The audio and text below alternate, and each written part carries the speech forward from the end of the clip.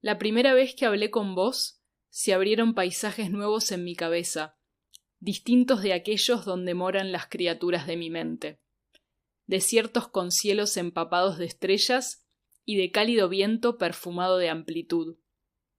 Me fui de viaje por las melodías de cada una de tus palabras, como siguiendo a una flauta de madera en la distancia. Paula Maffia, verso.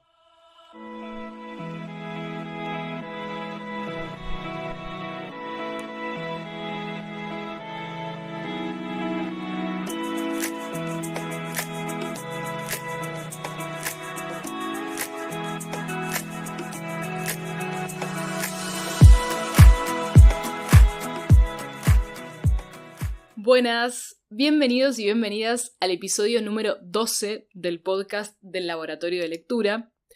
Como digo siempre, si es la primera vez que lo escuchas, te cuento que mi nombre es Soledad Arienza, yo soy de Buenos Aires, egresé de la carrera de Letras de la UBA y me dedico a leer, a escribir, a enseñar y a investigar sobre literatura. Si todavía no lo hiciste, podés darle al botón seguir en Spotify y también seguirme en el Instagram de este proyecto que ya va a cumplir un año. Instagram que es @labdelectura. Y también te recuerdo que en Spotify podés valorar lo que escuchas mediante unas estrellitas, así que si te gusta lo que hago, te agradezco si podés valorar positivamente el podcast, así el proyecto sigue creciendo. Me costó elegir un título para el episodio de hoy y terminé optando por El Encuentro, porque es lo suficientemente amplio y a la vez preciso en relación con lo que quiero explorar.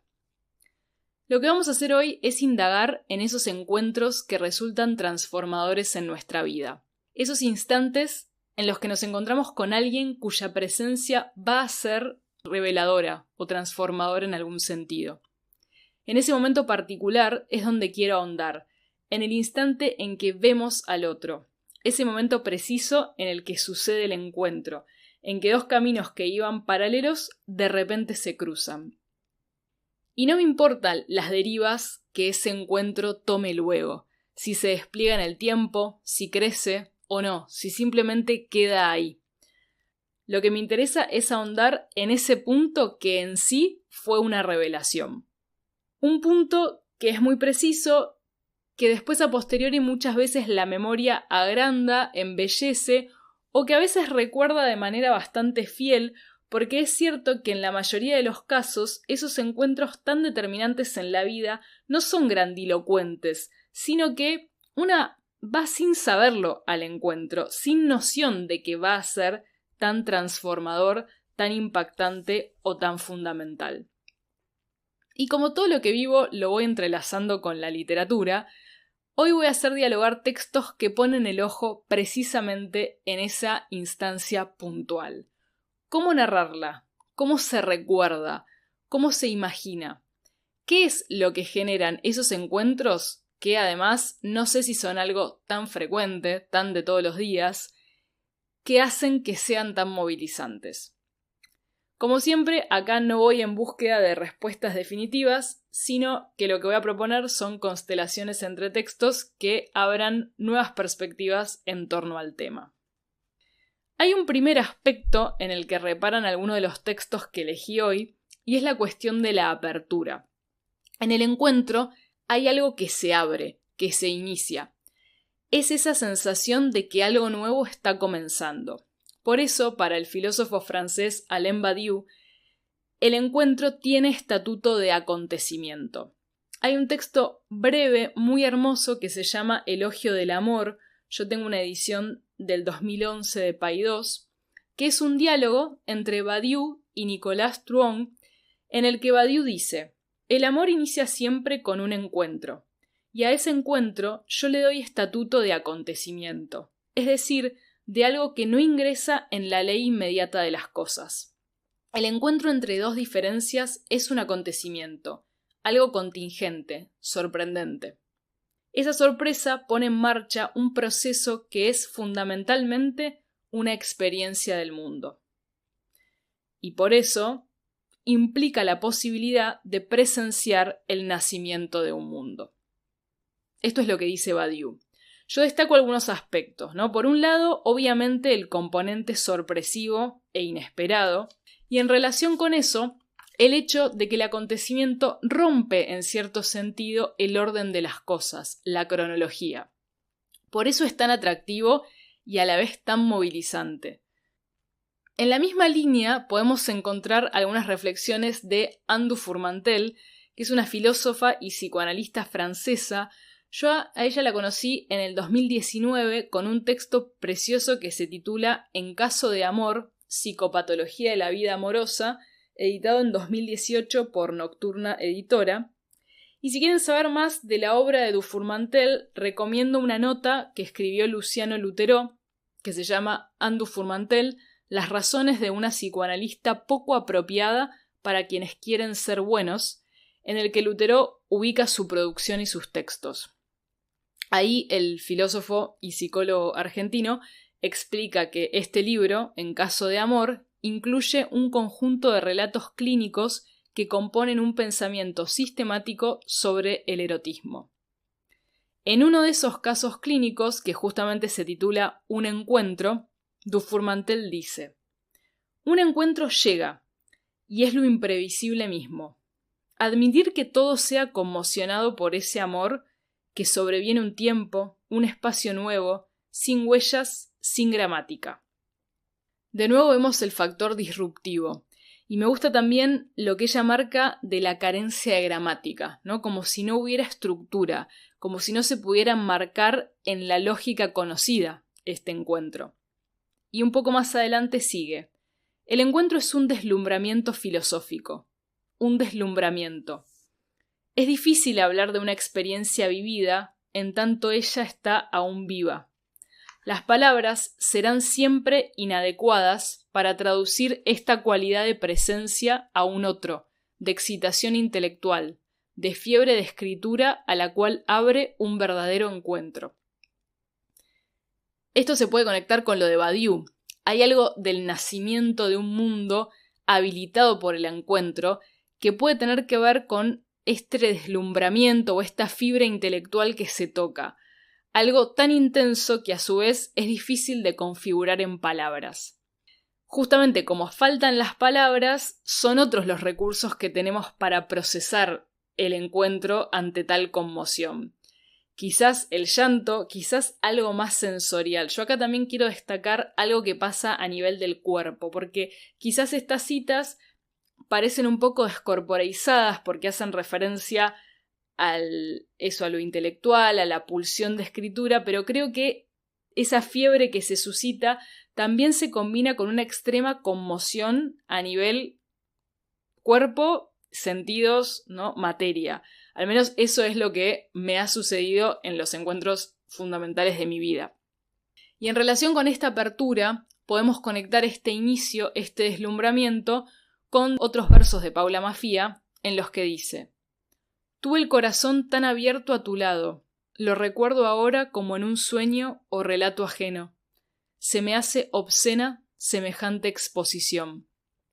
La apertura no es solamente la apertura de un mundo, de un inicio, de una grieta por la que se cuela una nueva manera de ver la realidad, sino también la propia apertura. En el encuentro nos exponemos de una manera que en ese momento parece natural, pero que quizás a la distancia nos sorprende y conmueve porque es una apertura del yo muy radical y genuina a la vez. Nos abrimos al otro de una manera que es sorprendente porque es alguien a quien acabamos de conocer.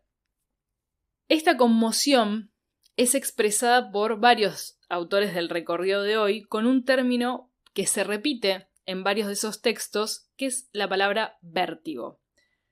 Nuevamente Paula Maffia dice: no hay vértigo más grande que el que siente el corazón vacante. Y en ese sentido hay una disposición también para el encuentro, porque no es solamente que el encuentro nos abre, sino que quizás sin saberlo ya estamos en una frecuencia de apertura en cierto sentido, y en el instante del encuentro se cataliza algo para lo cual ya había terreno favorable, por así decirlo. Y aquí quiero hacer un paréntesis, porque cuando me refiero al encuentro, no necesariamente estoy pensando en un encuentro con alguien con quien se va a dar un tipo de vínculo sexoafectivo. Puede ser también el encuentro con alguien con quien se va a dar una amistad o cualquier otro tipo de relación. Lo importante es que son esos encuentros transformadores y fundantes, que después, insisto, pueden expandirse en el tiempo, ¿no? Y desplegarse, o pueden quedarse en algo más acotado. Pero, digo, no, si bien muchos de los textos lo hablan en relación con los vínculos de tipo sexoafectivo, no lo limito a eso. Y si hay un texto literario que plasma de manera muy precisa la complejidad, la ilusión, el deslumbramiento ante el encuentro, es un texto que se llama Preparación para el amor, de la autora argentina Leticia Obeid. Es un texto del 2015 que se reeditó hace poco, de la editorial Blatty Ríos, y que a mí me recomendó la genia de Marie de la librería Suerte Maldita. Este es un texto que me llegó en el momento exacto, porque la experiencia que se narra ahí es casi análoga a algo que yo viví. Y lo que me pasó entonces con el texto de Obeid es uno de esos encuentros en los que un texto pone en palabras una experiencia que se hermana, se calca con algo vivido por una. Y eso es algo muy hermoso. Y de hecho, a medida que escribía esto en el guión, pensaba que ahí se abre otra beta de los encuentros, que son los encuentros con los textos y las epifanías que estos producen, el placer y el regocijo. Y acá voy a abrir el paréntesis porque no puedo dejarlo ahí, simplemente lo voy a expandir un poco, porque todo esto del encuentro con los textos me hizo acordar a una cita de Desierto Sonoro, novela de Valeria Luiselli, a quien ya he citado en algún otro episodio, en la que se plasma justamente ese placer que provoca el encuentro con las palabras adecuadas en un libro. Dice la narradora: supongo que las palabras, en el orden correcto y el momento oportuno, producen una luminiscencia. Cuando lees palabras como esas en un libro, palabras hermosas, te embarga una emoción intensa, aunque fugaz. Cuando las palabras de alguien más entran en la conciencia de ese modo, se convierten en pequeñas marcas de luz conceptuales. No es que necesariamente sean iluminadoras, pero a veces una luz, por chica y tenue que sea, puede evidenciar la oscuridad, ese espacio desconocido que rodea, y la ignorancia sin bordes que envuelve todo aquello que creemos saber.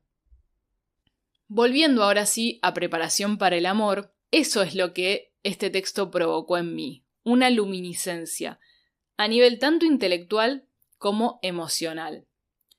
Este texto adopta el formato de un diario de viajes y narra el encuentro de la narradora con un hombre en Buenos Aires.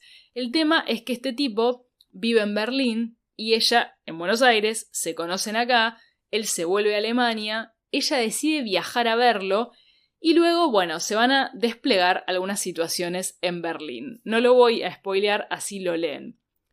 Pero el texto me interesa porque, como justamente indica su título, no se enfoca solamente en el vínculo entre ambos personajes, sino sobre todo en esa preparación para el amor, en lo que se activa en la narradora luego de ese encuentro inicial tan transformador. En ella hay un deseo muy profundo de que eso devenga enamoramiento y amor eventualmente, pero el texto explora las complejidades de esos momentos posteriores al encuentro y previos a cualquier tipo de despliegue del vínculo, y los vaivenes y matices emocionales que se experimentan en el medio. Ese vértigo. Y dice la narradora: estoy al filo de un enamoramiento total. El filo se refiere justamente a un momento muy delgado, muy breve y sutil, entre que empezamos a entrever un sentimiento que alguien nos despierta y tenemos todavía la intención de someterlo a evaluación, es decir, controlarlo, manejar o dosificar su intensidad. En principio, una conciencia tal solo se tiene cuando ya nos ha pasado antes algo parecido. A medida que acumulamos enamoramientos, cada vez tenemos más prevenciones, y ese filo se va ensanchando. Podemos sostener la incertidumbre por más tiempo y tenemos más miedos que atender. El tema es si para cuando nos damos cuenta, todavía estamos a tiempo de decidir algo o es realmente una pendiente que nos lleva de un punto a otro sin detención posible. Luego hay que ver si ese viaje modifica o dejamos que modifique nuestra vida. El filo del enamoramiento contiene, condensado, todo ese dilema. ¿Cuánto en la vida se puede decidir? ¿Qué estamos dispuestos a perder cada vez que decidimos ir en una dirección? Después viene, o no, el enamoramiento, que es un momento anticapitalista, de puro gasto y pérdida, de potlatch y a veces de locura. Y después viene el amor, que es otra cosa. Me encanta cómo la narradora de este texto se queda en ese momento en que el encuentro inicial puede ser todo, puede disparar realmente para cualquier lado, pero aún no se sabe para dónde va a ir. Ese es el vértigo que ella define y dice: vértigo. Ese momento de incertidumbre en el que no se sabe si una pequeña historia de amor va a ser grande, va a sobrevivir a la anécdota inicial o no. Ese tiempo de oscilación nunca me resultó fácil. Y antes de encontrarse con su amante, cuando ella ya está por llegar a Berlín, está en el tren, dice: faltan 45 minutos. Qué delicia este momento antes de todo, antes de que las cosas salgan bien, mal, más o menos, antes de perder la cabeza, antes de extrañar, de saber cómo sigue la historia. Un momento de suspensión en el aire. Otra autora que también se detiene en este instante de vértigo es Annie Ernaux, escritora francesa. El primer texto que leí de ella es justamente el que voy a comentar acá, que se llama Perderse, es del 2001, es un texto autobiográfico y lo que leemos fue originalmente un diario de la autora desde 1988 a 1990, pero centrado en el vínculo de ella con un diplomático ruso en París, un personaje que en el texto se denomina con la inicial S.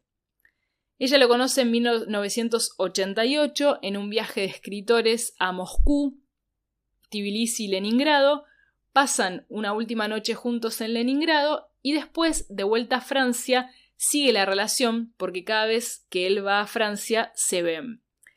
El texto se mete bien descarnadamente en la pasión, en ese vínculo sexual, en la espera, en el deseo y, consecuentemente, en la falta. Pasa por la angustia, por la satisfacción, por el vacío, por toda esa montaña de emociones. Y hay una búsqueda por conservar en la escritura algo del tiempo del encuentro, de ese encuentro inicial. Dice Ernaux: he vuelto a leer el final del otro cuaderno y toda la historia con ese desfila, y ya tomo conciencia del tiempo y lloro. Solo los comienzos son bellos.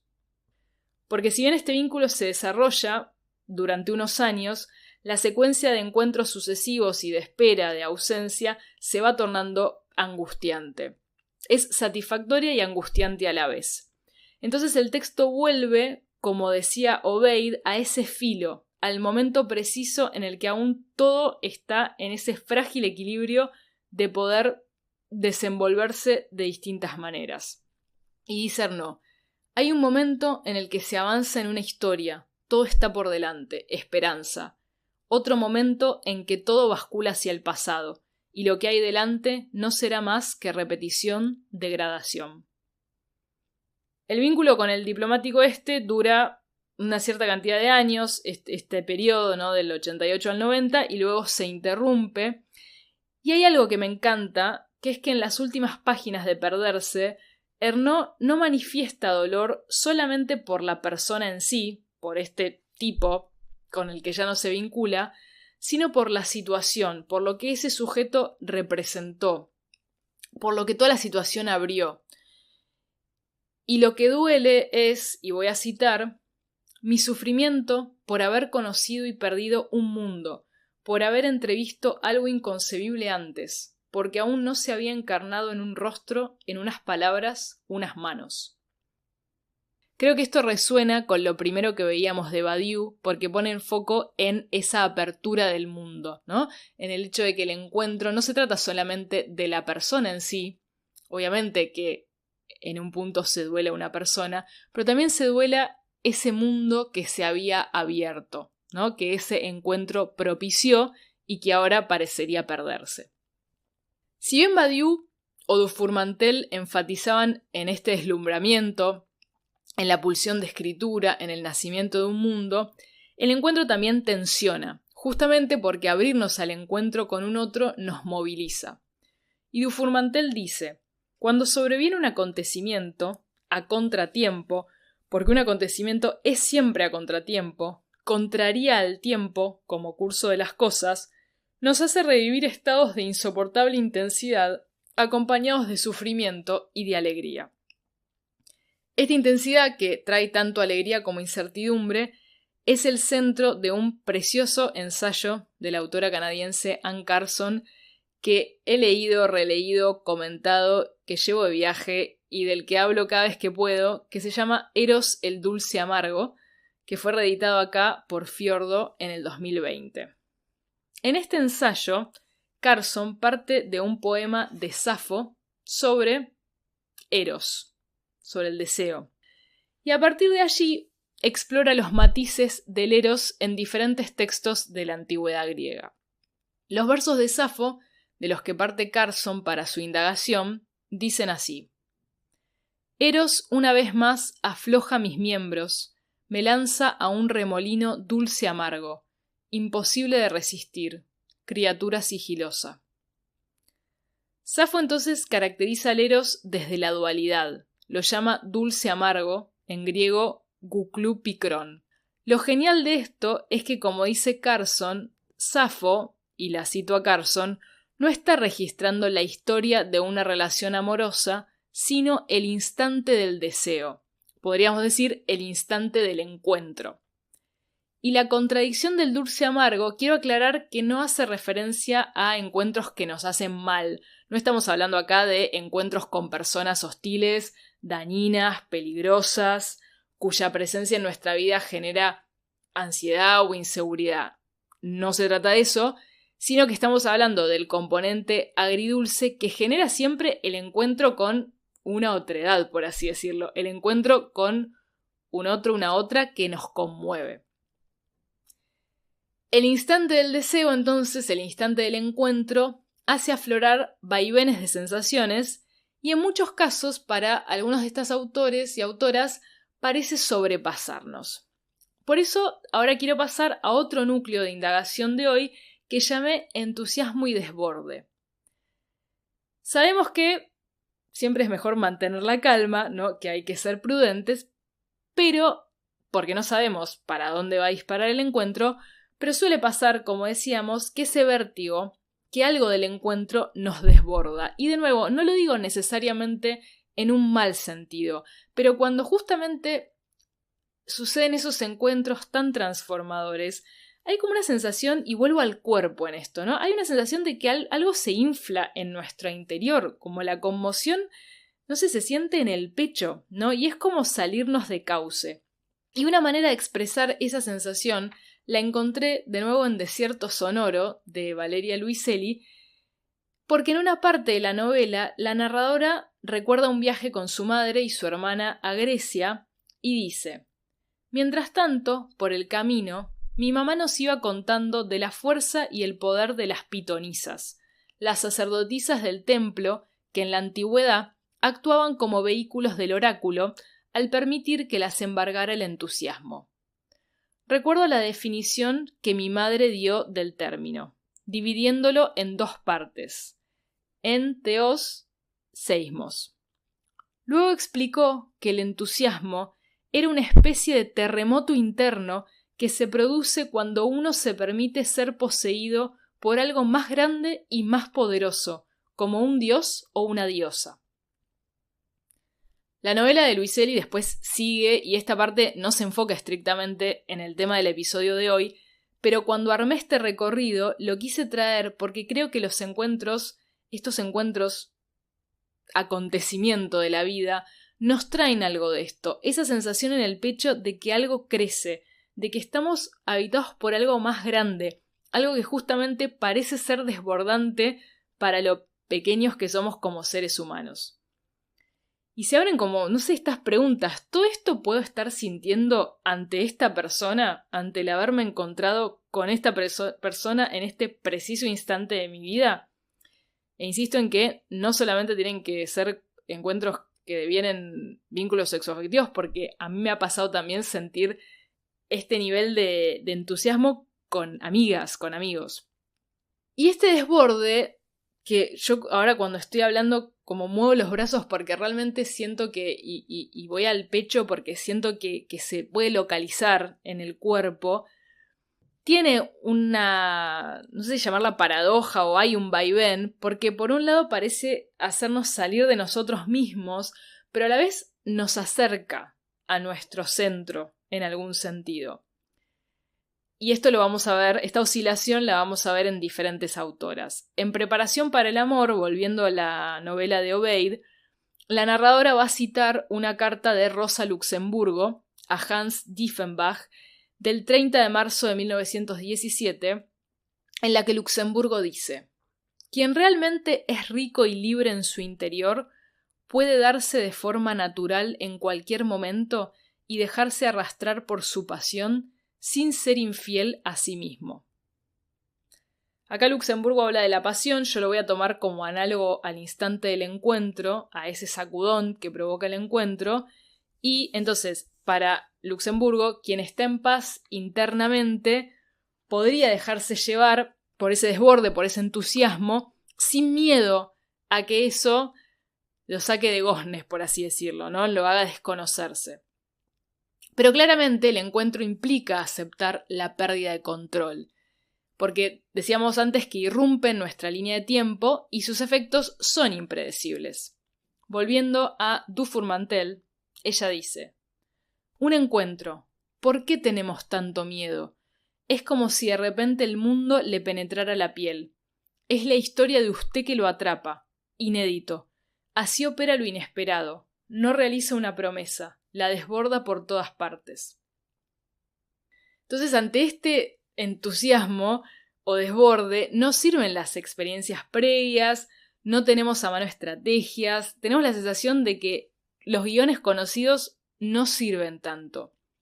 Y dice también Dufourmantel: «Todo verdadero encuentro, por esencia inesperado, es imposible de pensar, ya que sobrepasa siempre el marco en el interior del cual nos representamos. Tal es su capacidad de provocarnos, convertirnos, devolvernos vida. Nos convoca al encuentro con el otro, y entonces con nosotros mismos, desde nuestros orígenes más lejanos, al mismo tiempo que pertenece por entero al porvenir». Bueno, creo que la cita esta condensa muy bien los efectos de ese desborde. Nos sobrepasa, en eso parece perdernos, pero nos devuelve algo muy vital. Remite quizás a formas que abandonamos en el camino a lo largo de nuestra historia, y por eso a veces en esos encuentros está también la sensación de encontrar algo del pasado, ¿no? El encuentro es con el otro, pero en ese movimiento encontramos algo propio. A esta altura del recorrido ya no hay dudas de que el encuentro, me parece que quedó clarísimo, nos transforma. Por eso implica un riesgo, porque no quedamos igual luego de uno verdadero. Y, siguiendo con Dufourmantel, ella dice: «Porque a los encuentros nada les gusta tanto como que transgredamos las fronteras conocidas. Eso es bien sabido. Y mientras tienen lugar, se apuesta fuerte porque hay amor en juego. Porque lo mismo, qué más bella expresión de lo inédito que el amor, cuando nada pasa como lo habíamos previsto, imaginado, querido, y sin embargo nos sentimos liberados del peso de la espera y, en fin, agradecidos». Volvamos un poco a los griegos para ver cómo ellos daban cuenta de esta transformación generada por el Eros, transformación que nos hace, como dice Dufourmantel, romper con lo conocido. Anne Carson, en el texto Eros, el dulce amargo, dice: «De manera consistente en todo el corpus lírico griego, así como en la poesía de la tragedia y de la comedia, el Eros es una experiencia que ataca al amante desde afuera y toma control de su cuerpo, de su mente y de los atributos de su vida. Eros aparece de la nada, con sus alas, para invadir al amante, para despojar su cuerpo de órganos vitales y sustancia material, para debilitar su mente y distorsionar su pensamiento, para reemplazar las condiciones normales de salud y cordura por la enfermedad y la locura. Los poetas representan el eros como una invasión, una enfermedad, una demencia, un animal salvaje, un desastre natural. Su acción consiste en derretir, romper, morder, quemar, devorar, deteriorar, hundir en un remolino, pinchar, perforar, herir, envenenar, sofocar, arrastrar o moler al amante hasta hacerlo polvo. Nadie puede combatir a Eros, muy pocos lo ven venir. Cae sobre nosotros desde afuera y en cuanto lo hace se apropia de nosotros, nos cambia radicalmente. Bueno, esta cita, además de ser muy larga, pensaba cortarla, pero dije no, tiene que estar para que se vea la intención de Carson también. Es una cita muy fuerte. En el relevo de términos utilizado por ella para marcar cómo ven los poetas griegos al Eros, hay algo muy feroz, hay algo muy destructivo en esta idea de que el Eros ingresa a nuestra vida y parece cooptarnos y transformarnos y en el medio arrasar con todo, pero ojo porque no es la única visión. Lo que va a plantear Carson un poco más adelante, y ahora lo vamos a ver, es que una visión es esta, ¿no? Que Eros viene desde afuera como algo exógeno y te rapta y te genera una manía, pero también ella después va a decir que hay otros autores griegos que no lo van a ver únicamente como una invasión desde afuera, sino que van a enfatizar en que el encuentro, ¿no? O el Eros provoca un movimiento que no solamente viene de afuera hacia el sujeto, sino que hay algo que se dispara del sujeto hacia afuera. Eso lo vamos a ver en un ratito. Pero siguiendo con la transformación, vimos claramente que está unida al riesgo porque el encuentro te transforma y sigue Carson.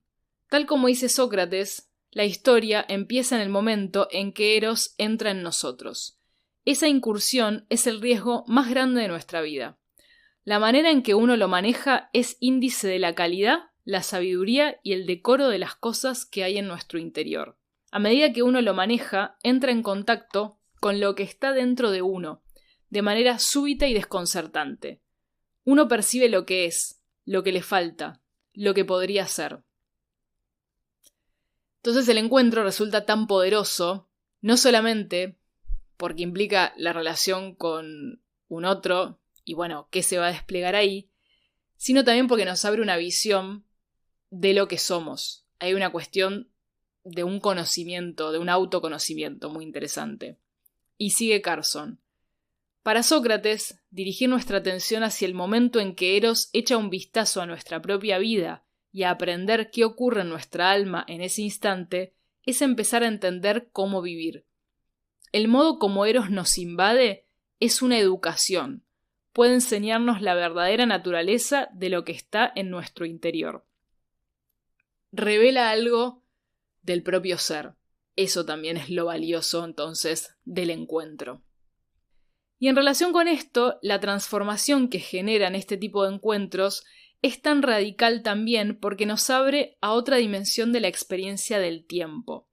Nos hace pararnos en la contradicción aparente entre instante y eternidad, polos que en realidad podemos ver como dos caras de una misma moneda. Badiou, el del principio, dice que el encuentro es, cito, una de aquellas raras experiencias en las que a partir de un azar inscripto en un instante se propone una eternidad. Y Carson, por su parte, va a decir, para Sócrates, el momento en que empieza el Eros es un atisbo del comienzo inmortal que es un alma. El ahora del deseo es una lanza hundida en el tiempo que emerge en la atemporalidad donde flotan los dioses que se regocijan en la realidad. Cuando entramos en el ahora, recordamos lo que es estar verdaderamente vivos como están los dioses.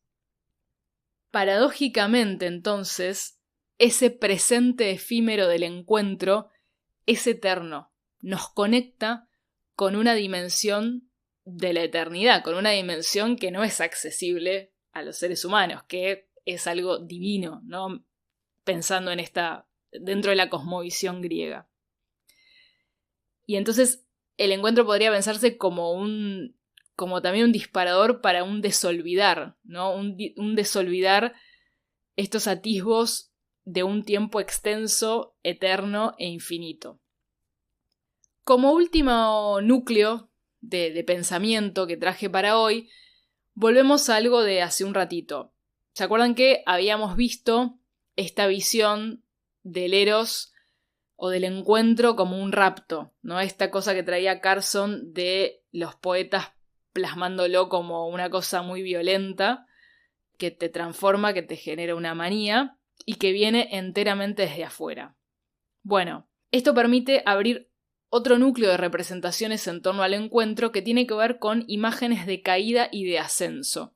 Y para eso Carson va a reparar en la imagen de las alas. Ella dice, por un lado, que en la poesía tradicional las alas son el mecanismo mediante el cual el Eros cae en picada, ¿no? Cae en picada y destruye todo a su paso, como veíamos antes. Pero asimismo va a traer la visión de Platón, porque Platón piensa las alas, pero las reimagina. Y dice Carson, en la concepción de Platón, las alas no son maquinaria ni una invasión extranjera. Tienen raíces naturales en el ala de cada uno, un residuo de su principio inmortal.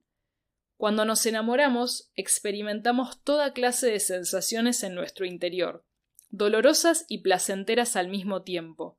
Son nuestras alas que brotan. Es el comienzo de lo que nos proponemos ser.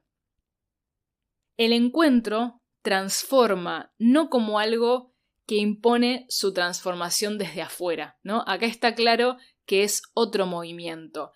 El encuentro sintoniza con algo que ya llevamos dentro, con ese residuo de alas inmortales, como que saca el polvo de esas alas que estaban ahí como escondidas, conecta con algo anterior, olvidado, y las hace crecer. Todo esto dentro de esta cosmovisión, ¿no? Y sigue Carson, y además con esta frase ella termina su texto, con este pasaje, en realidad no es una frase, con este fragmento termina su texto y dice: tanto Sófocles como Safo describen a Eros con imágenes de alas y metáforas de vuelo, pues el deseo es un movimiento que lleva a los corazones anhelantes de aquí para allá, embarcando a la mente en una historia. En una ciudad sin deseo, esos vuelos son inimaginables. Las alas se cortan y así se conservan. Aspirar a algo diferente de los hechos nos llevará más allá de esta ciudad y tal vez, como a Sócrates, más allá de este mundo. Aspirar a aprender la diferencia entre lo conocido y lo desconocido, como Sócrates vio claramente, es una propuesta de alto riesgo. Él creyó que el riesgo valía la pena, porque estaba enamorado del cortejo mismo. ¿Y quién no? Con este bellísimo fragmento, que me parece condensa los principales puntos que exploramos hoy, porque hace referencia al encuentro, al riesgo, a la transgresión de lo conocido y al miedo que eso, por supuesto, conlleva, al crecimiento y al carácter transformador de los encuentros, voy a ir cerrando el episodio. Un episodio que estuvo inspirado, por supuesto, en esos encuentros de mi vida que me transformaron por completo, encuentros con personas, algunas de las cuales siguen en mi vida y otras que ya no están más, pero todos ellos encuentros en los que experimenté ese frágil y conmovedor equilibrio entre lo efímero y la eternidad. Y un episodio inspirado quizás en un encuentro particular que sucedió el año pasado y que traté de plasmar en un fragmento que voy a usar para cerrar, ahora sí, formalmente el episodio de hoy. Me inclino con reverencia ante la morgue de las palabras. Rearmo el esqueleto de la experiencia. Lo necesito lo más entero que pueda, no para enterrarlo ni perderlo de vista. Lo quiero con sus contornos, vericuetos, huecos y fracturas. Lo preciso así para inventarle un paisaje que no obstruya las palabras ni me inmovilice, para ubicarlo en una cartografía que le permita estar en algún lugar de mí, ni tan cerca ni tan lejos. Que siga siendo lo que fue, una fusión efímera en algún punto medio del océano.